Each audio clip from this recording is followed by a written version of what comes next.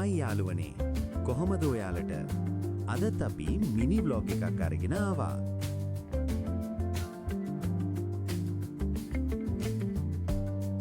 මග තියෙන මේ පාලම සුපිරි පොඩ්ඩක් නවත්තලා ලස්සන බලමු අද අපි යන්නේ අලුත්ම ගමනක් ඒ සබරගමුවට යාළුවෝ සෙට් එකම සූදානම් මේ වගේ ලස්සන වංගු වලින් තමයි අපි අපේ ගමනාන්තයට යන්න හිටන් ඉන්නේ.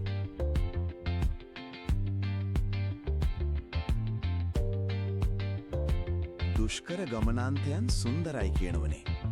ඒ ගම්වල පාරවලුත් හරිම ලස්සනයි.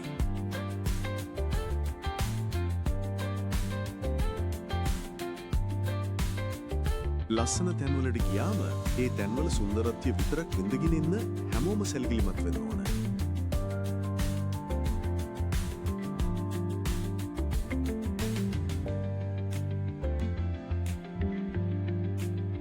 එහෙනම් ආයිත් මේ වගේ ලස්සන මිනි බ්ලොග් එකකින් අපි හමු වෙමු. නඩේ ගුරව සබ්ස්ක්‍රයිබ් කරන්න අමතක කරන්නත් එපා.